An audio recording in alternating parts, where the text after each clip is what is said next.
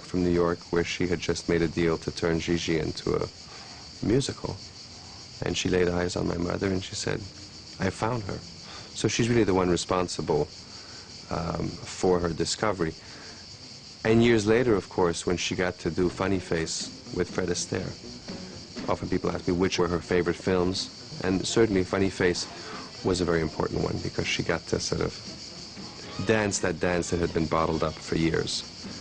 And she was wonderful. She was a great dancer. But by then she was in her 30s. She didn't make as many films as a Betty Davis did or Elizabeth Taylor. I don't think that they were actually a favorite actor or director.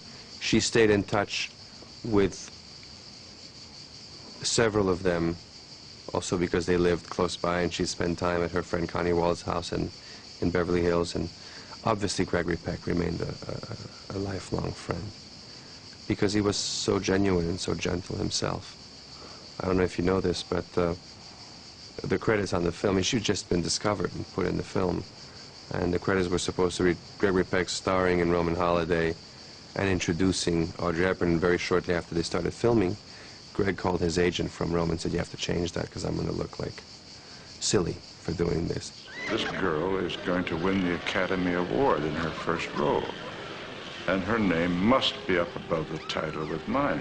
Tell you what, why don't we do all those things together? But don't you have to work? Work? No. Today's going to be a holiday. And right after she did Roman Holiday, someone suggested that she should find someone to do the clothes, or she wanted to find, so anyway, I think she had great respect for clothes. For her, the most important thing was to be appropriately dressed.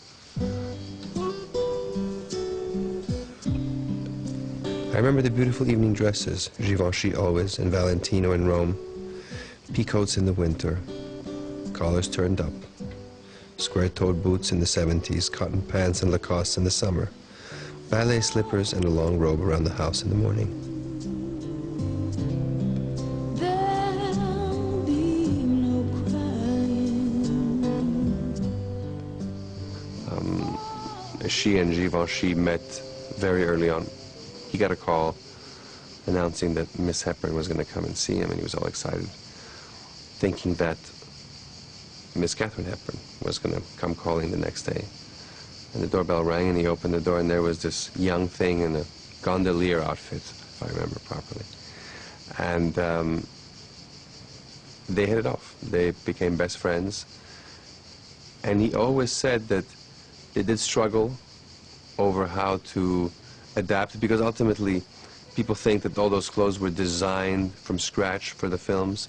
They were not. These were clothes from his collection. He was also building a career and didn't have time to stop and make things, you know, out of the blue for the movies.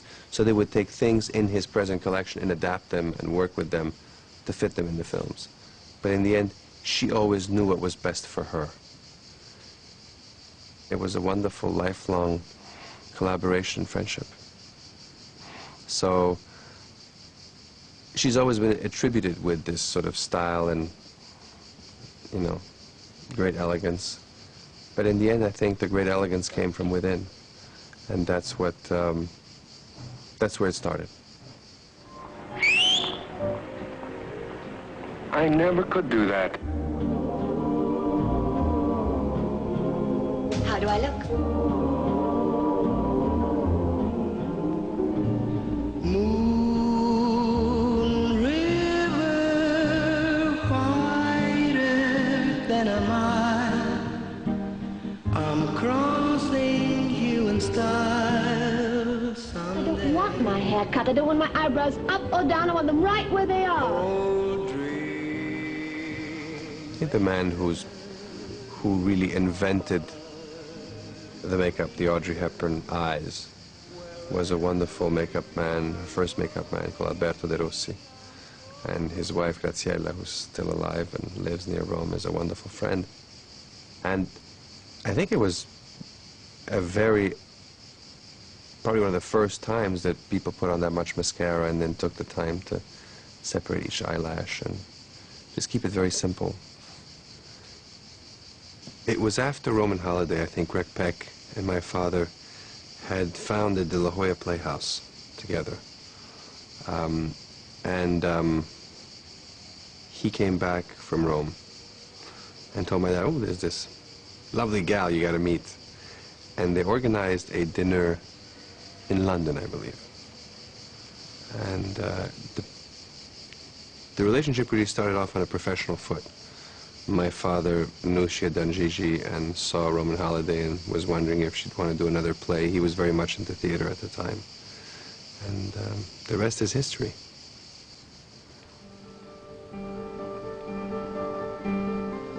Oh, there's a wonderful photograph of the two of them sort of snuggling inside a coat.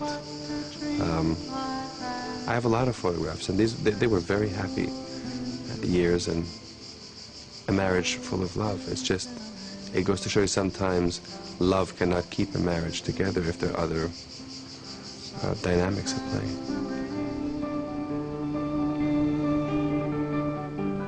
I wandered empty streets down past the shop display. I think there was a lot of love there. There was also a lot of difficulty. Maybe some strain because his career had peaked and she was at the top of hers at the time. But mostly I think there was, like in a lot of relationships, on both sides, if you don't work through whatever that baggage is you're carrying around, you're going to end up sort of going around and around and around and making the same mistakes and not getting to the next level. And I think she was almost in an unrealistic way hoping that a real love would come in the form of flowers that are sent and not requested. And when that was disappointed, things started to come apart. So they're both as responsible for the failed marriage. She for projecting something that wasn't, and he for maybe not being able to get over himself on some level. We have a better relationship today that I'm an adult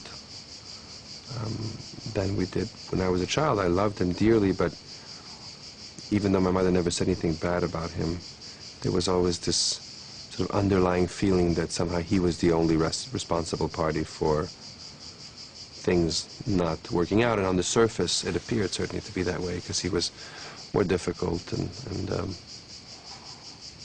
But in the end, there is no one-sided breakdown. And I actually wasn't able to take advantage of a lot of things he had to offer because of that perception. And that's why it's so important if there is a divorce in a family that you never try and influence the children against the other parent.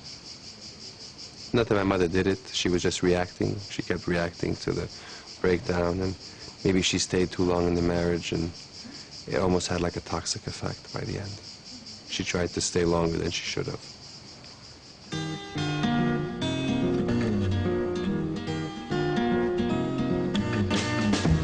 My mother met Andrea Dotti, my stepfather, while vacationing after she and my father were separated on an island, the island of Giglio, actually here in Tuscany.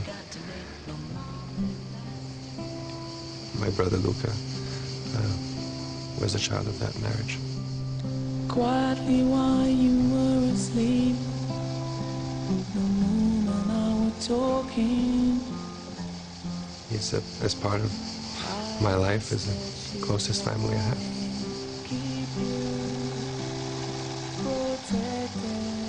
She first gave up working in films to be a full-time mom. She chose not to live in Hollywood, not the place, not the state of mind, and to my great joy, I didn't have to grow up in it either. She loved the people, she loved the crews, she loved her friends, but she didn't want to live there and be subjected to the everyday efforts of having to behave like what people expect a movie star should behave like.